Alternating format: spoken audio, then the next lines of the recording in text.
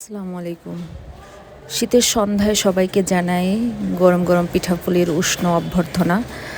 আজ দীর্ঘ 2 বছর পর আবার আমার সেই ছোট্ট কিউট চিতই পিঠার খাঁচে আমি পিঠা বানাবো।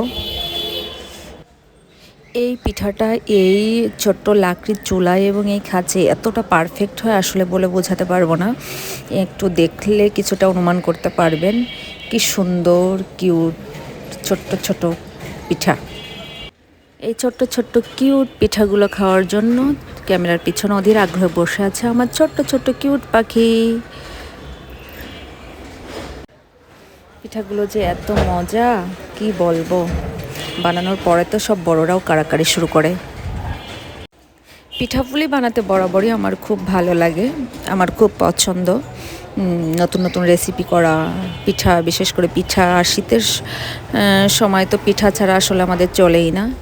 আমার ছোট ছোট কিউট পাখিগুলাও পিঠা খুব পছন্দ করে, একদিন দুদিন পর পরই বলে পিঠা বানাও পিঠা বানাও।